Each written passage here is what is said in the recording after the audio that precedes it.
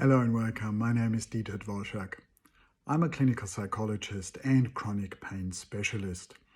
I have more than 35 years of professional experience working in healthcare and rehabilitation, and I have been working as a psychologist since 2001.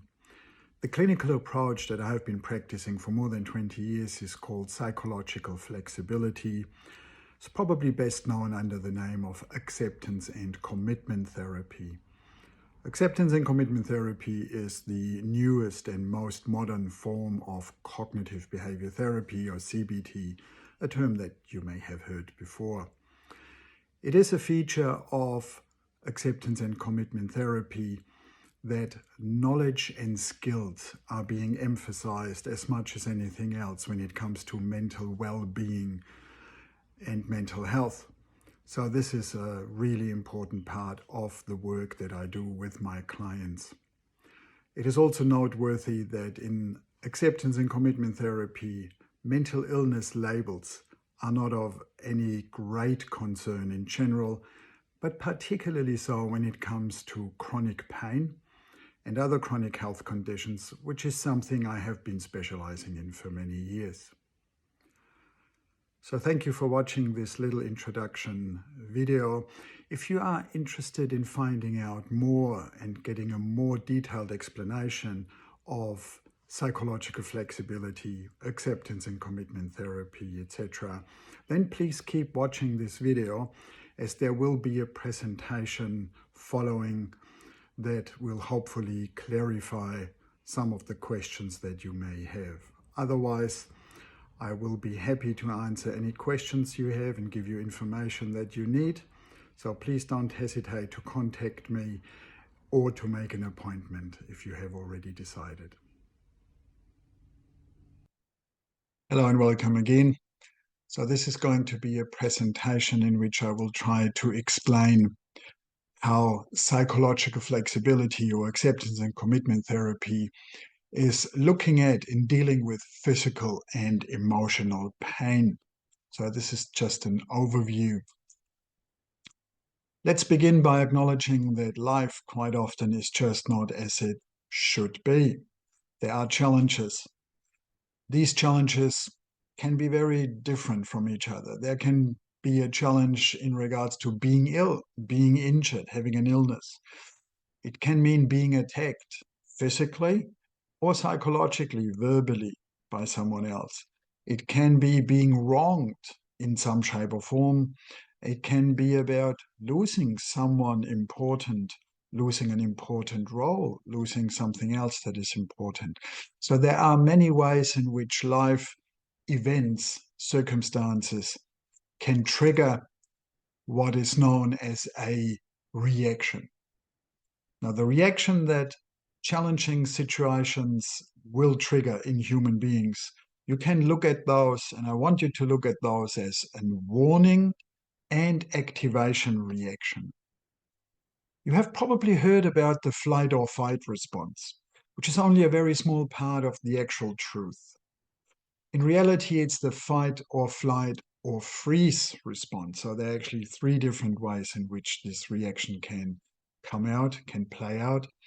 And there's a lot more to it than just the adrenaline that everyone, I think, knows about when the talk is about flight or fight. Adrenaline is a part of it, as is cortisol. So there's hormonal changes that will make the body, the physicality of oneself feel different, tense, maybe more energetic, and all sorts of other things are happening when this kicks in. But we are human beings. And as human beings, we have these wonderful brains, which means we are also thinking about what the challenge is, the attack, the injury, the illness, whatever it is. So as human beings, we will have lots of thoughts. This is also part of this fight, flight, or freeze response. And also we will have emotions. And emotions come in three fundamental flavors, and then they mix and mingle with each other. The fundamental flavors are angry, frustrated, irritated on the one hand. Then there is being nervous, anxious, afraid on the other hand. And then there's also feelings of helplessness, hopelessness, low mood, something that's often being described as depression. And then there are actions. As human beings, the activation part of this reaction is about doing something about the situation that triggered that reaction in the first place. So the desired effect of this whole warning and activation system in human beings is that you will be able to do something or get the help of someone else doing it for you or with you, so that the threat or the attack, if that's what it is being repelled or avoided, that the illness or the injury, the pain is cured, that in general terms, the problem that would have put you in a bad mental, emotional state has been fixed. Or something we have heard very often in recent times, the idea is to do something that means you can go back to normal. And there is, of course, absolutely nothing wrong with this system. The fight or flight or freeze warning and activation system is a very common, it's a very basic, very common, natural, short-term reaction that can be very, very useful. If you're crossing a road and you're seeing a car coming towards you very quickly, and maybe the driver, you can see through the windscreen that the driver is not paying attention, looking at a cell phone or whatever, I would want you to experience this fight or flight. In this case, it's probably flight. So I want you to get very anxious about this and then really, get a haste on and get out of the way. This is how the system is supposed to work. This system is really good, and that's what it's being meant for. If the problem that has triggered you into having certain emotions and thoughts, if the problem is a problem that can be identified, I want to say this fight or flight or freeze reaction can be triggered, and it's not really clear what it is that has been triggering it. That is possible. So then it's not much use. What can you do about something you don't know what it is? So it is about problems that can be identified, that then can be fixed, avoided, or if it's an illness, injury, something like this, that can be cured. Now, unfortunately, life is such that sometimes problems or situations, whatever they are, cannot be quickly fixed. And if that happens, this natural, helpful flight or fight or freeze response reaction will turn, unfortunately, into a vicious cycle. And this is how people get trapped and caught up in more distress, more pain, emotional and physical, and more problems are being created over time instead. A story, a metaphor that many of my clients and patients have found very useful in trying to wrap their heads around what is the common underpinning idea about flexible psychological flexibility, is a story that I would like to share with you here. I hope it makes sense to you too. So if you look at this reaction once it has been triggered for known or unknown reasons, if you look at that, it can be seen as it's like a fire that has been lit inside of you. Now this is, if you imagine that as a fire, it's very uncomfortable. It has to be, because otherwise it wouldn't be really a very good warning system telling you that life is not as it should be and that you're in trouble in some ways. So this is why the emotions associated with that reactions are unpleasant. This is the nature of anxiety, of anger, of frustration, but also of low mood, helplessness, and hopelessness. So it is like a fire that has been lit inside of you. But since we are human beings, we have this unique ability. This is really different, as far as we can tell, from the whole animal kingdom, that we actually have an opinion or a reaction about this reaction.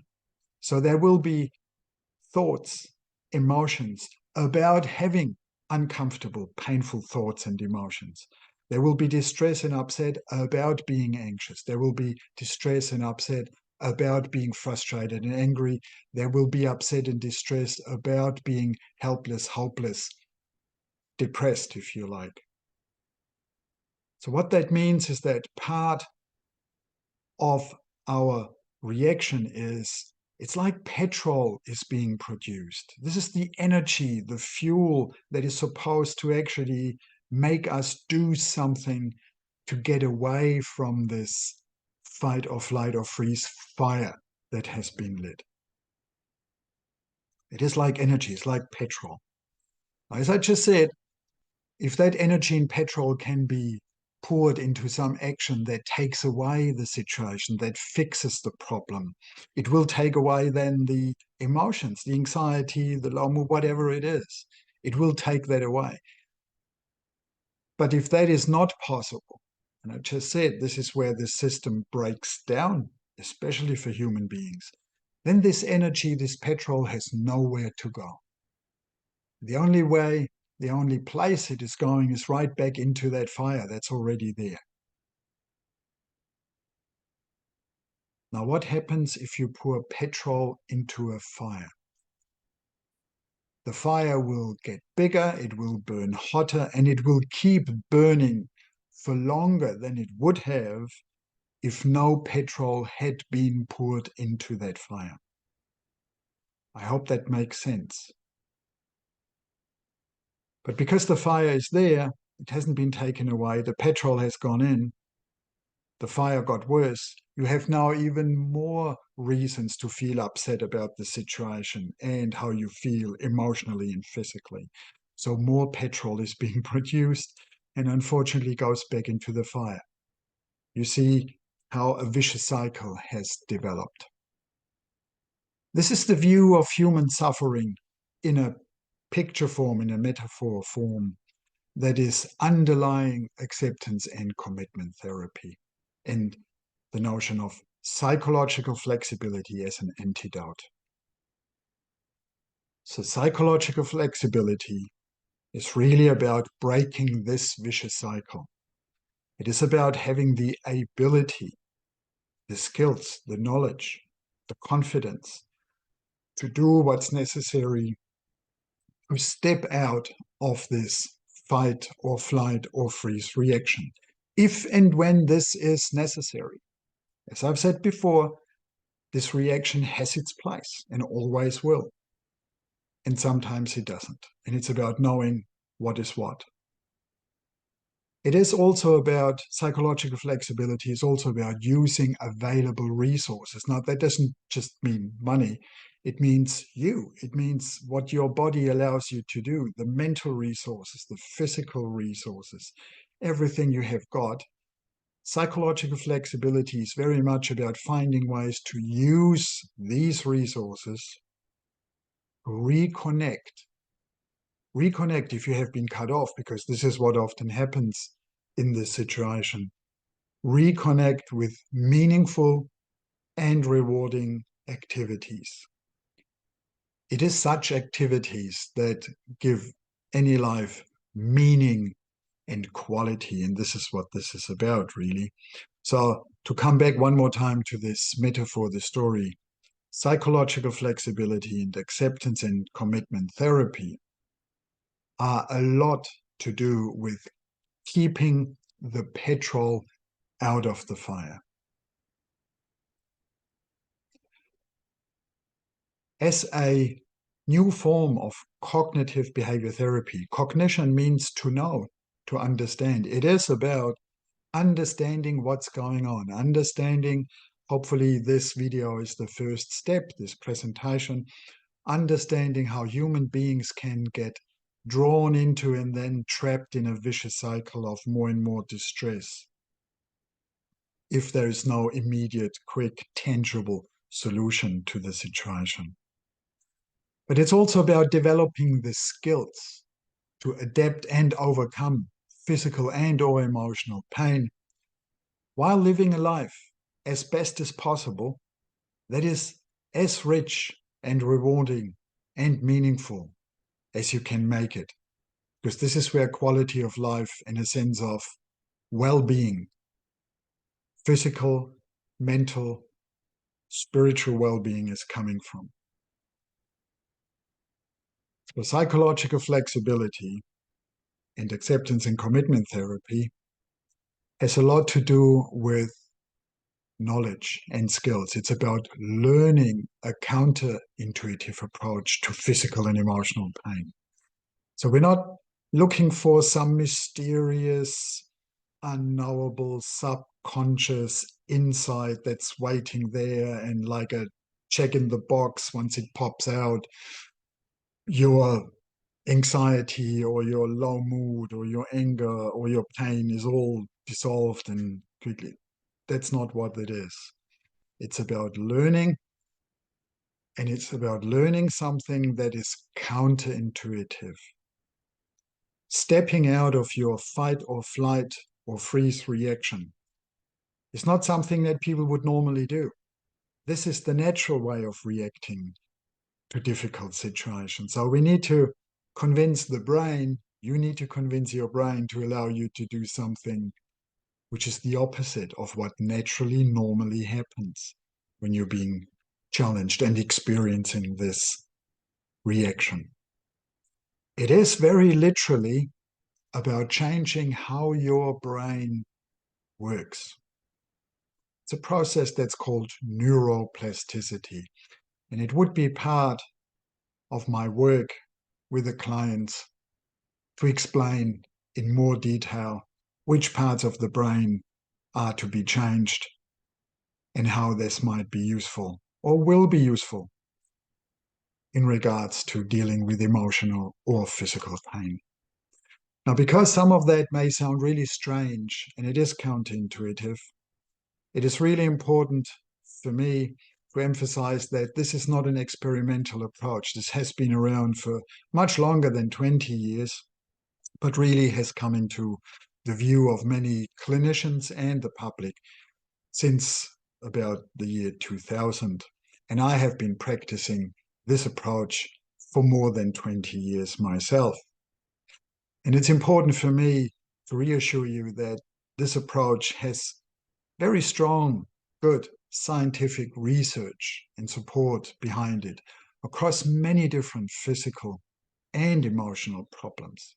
In fact, when it comes to chronic pain, it is actually the only form of psychological therapy that has been given the endorsement for having strong research support for all forms of chronic pain, regardless what the biological illness or injury or background of this pain is. So thank you for watching this presentation. I do hope that this has given you a little bit of more of a first idea what the therapy form is: acceptance and commitment therapy, psychological flexibility, which is what I have been doing for more than 20 years with and for my clients and patients. And if you want to pursue this further, please don't hesitate to contact me or make an appointment, and then we can get started. Thank you for watching.